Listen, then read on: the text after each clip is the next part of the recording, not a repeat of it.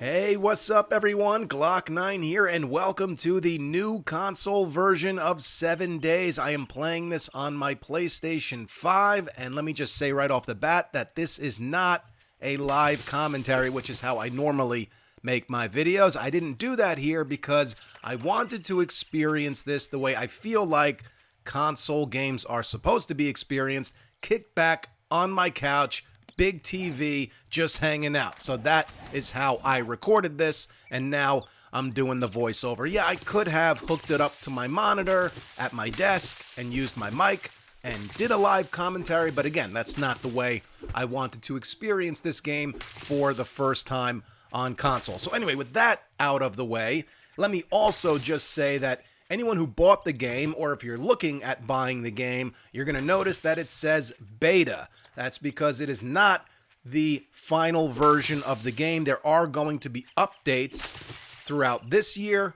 and next year. Starting in Q4 of this year, you're going to get an update called Storms Brewing.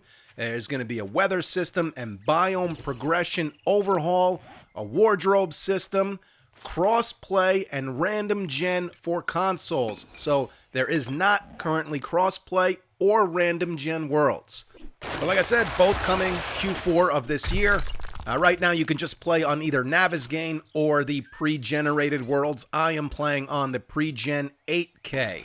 And then in Q2 of 2025, there'll be another update called A New Threat, where they will introduce bandits, main menu overhaul, an event system, a new quest type, and then in Q4 of 2025, the Road Ahead update will include a trader overhaul, a story mode, Steam Workshop support, and another new quest type.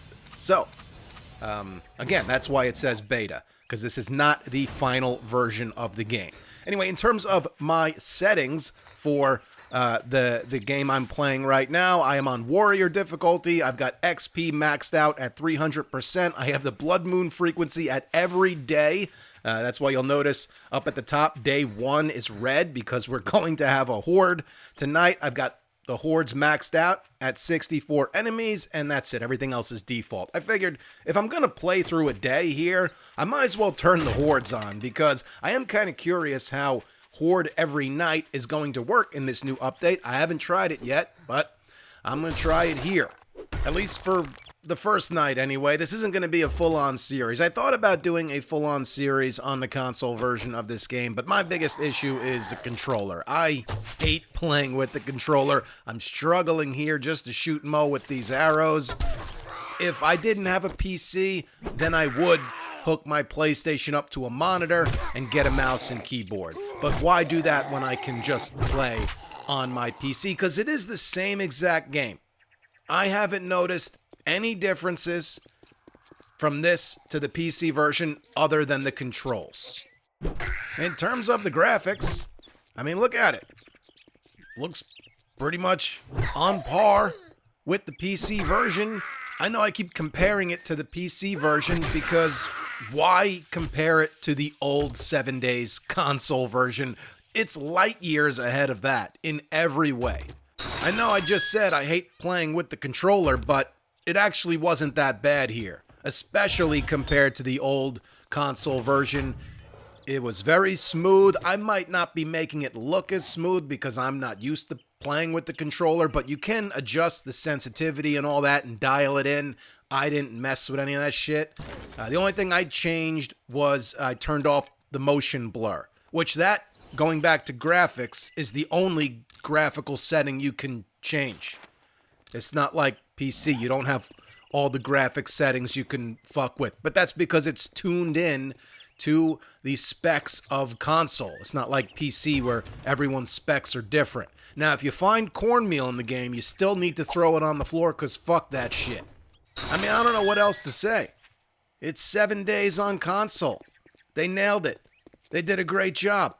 My son's mind exploded when he walked in and saw me playing this on the big TV. And he likes playing with the controller. I'm sure he's upstairs playing it right now. I'm down in the basement making this video. Anyway, I'm looking for a place to loot and fight the Horde at tonight, and I spot this UFO museum, which I've never seen before, so of course this is the place. I'm going to clear it out, loot it, and see how I can manage to fight a horde here and get that set up before nightfall. Now, usually on a horde every night playthrough, night 1 consists of like 1 zombie. But I wasn't sure if that was going to be the case here, so I wanted to prepare for possibly fighting all night long. Now, I probably should have gifted myself a helmet light mod like I normally do, but I didn't, so I'm using the torch to try and provide light for you guys, so you guys can see what's going on. I can see just fine. With a couple of zombies, I back up out of this doorway, and I thought I would try the open smash shut game with the controller. I didn't think I'd be able to pull it off, but I did. For that guy, anyway. This one slipped through.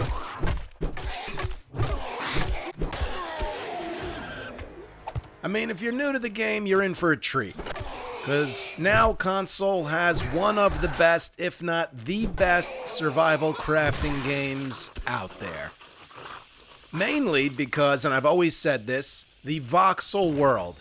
You can build anything and destroy everything. There's nothing else like it. I mean, there are other voxel games, of course, but not like this. Not in this setting. That look like this, that also have zombies and cities with giant skyscrapers that can be completely demolished. And what you can build in this game, all the different types of shapes they give you, you're only limited by your imagination and creativity. I'm going to try the open smash shut game again here with these ladies, but completely fail. Now listen, if you're new to the game, don't go cranking up settings. Don't play on warrior. Play everything on default. Don't be fucking around or you're just going to get killed right away. And don't be rushing with the zombies even when they're walkers. They can gang up on you and shit can get bad fast. Speaking of which, I thought, a couple power attacks would knock this lady down. It didn't. She got pissed and ran at me, hit me just a couple times, took me down to 74 hit points. Even the walking zombies, they get triggered and they will run at you. It could be a problem. So again, just be careful, take your time, and always have an exit plan. Definitely go through these controls and learn them. L3 will take everything from a container. R3 will move stacks between containers. Holding down triangle, I don't know what the button would be on Xbox, but for PlayStation it's triangle, brings up trigger item actions that are activated using the directional pad, and that includes crafting an item, scrapping an item, bringing up recipes for an item. So get to know all of these controls because they help you navigate the menu quicker and can save your life in certain instances. Now, here's a problem. Fighting feral Big Mama on day 1 with a level 1 wooden club. This is a big tip for all new players. Run away. Don't just stand in front of any feral zombie, especially Big Mama or Big Boy or a biker. Those are the tougher zombies. If you just stand in front of her and keep whacking her, you will die because you will run out of stamina and she will kill you. It takes a lot of whacks to take down Big Mama, so run the fuck away. Get up somewhere that Big Mama's going to have to jump up to, because then see how she's running around here and she's going to take her time to jump up. That gives me time to get stamina back so I can whack her a couple more times or shoot her with a couple of arrows and then make my getaway. I always have my eye on stamina to make sure I have enough to run away after I hit her a couple times. Like I said, if you just stand in front of her and whack away, you're dead.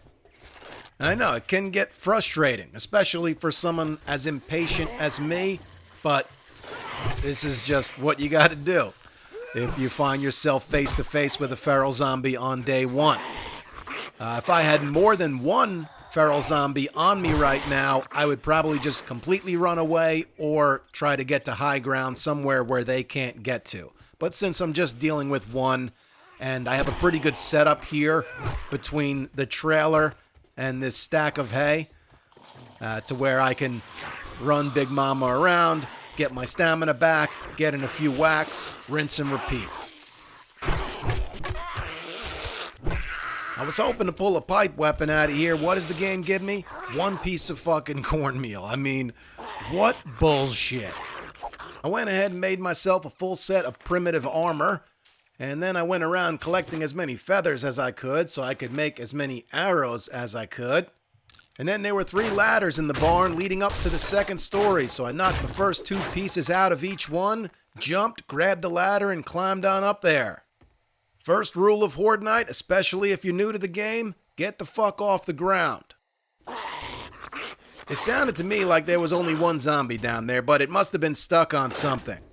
Or was beating on the wall, I don't know. It wasn't coming inside the barn though. I gave it a little bit of time, I didn't want to jump down just yet. But then I got bored, so I jumped down.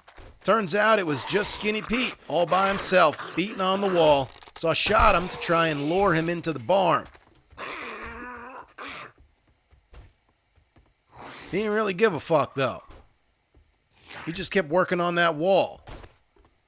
He made himself a little window, so I beat him through it.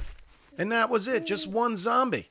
So I guess Horde every night is totally going to be doable here in 1.0. So maybe I will, eventually. We'll do Horde every night Ramblin' Man. That's fun. That means you got to change your base every single night.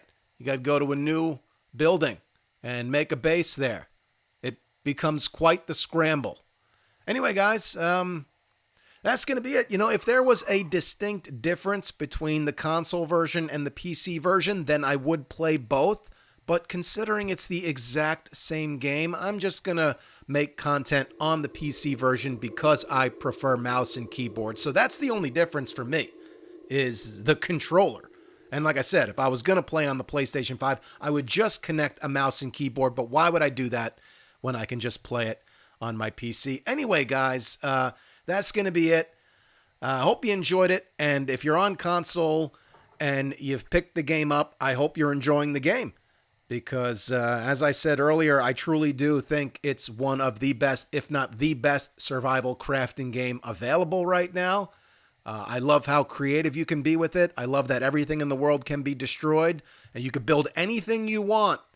One time I got bored, I built a blockbuster video and held it down against a horde. It was hilarious. I'm going to do it again, but I'm going to call it Glockbuster video, of course, because I should have did that the first time. But dude, I mean, I built this fucking Statue of Liberty one time and fought a horde there.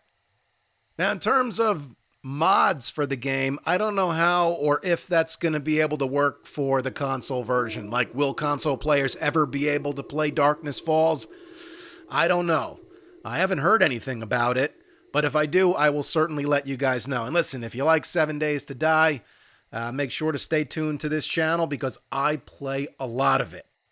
But anyway, I'm about to go on vacation. I do have Apocalypse episodes lined up to release, so there will be videos this week. And then when I get back, it's back to the grind. I've got some one-off ideas, and I would like to do an official survival strategy guide for you guys. I know I gave you some tips in this video, but I want to do something that takes you through the first 7 days and gets you through that first horde night, because then after that I feel like the game really will open up for you and you can really start to have a lot of fun with it. Anyway, that's going to be it for this video, guys. Thank you so much for watching and all of the support. You guys are the best. You can follow me on Instagram or Twitter if you want. It's at Glock9Gamer. I follow all gamers back. Stick around for more 7 Days to Die gameplay, and I will catch you guys in the next episode.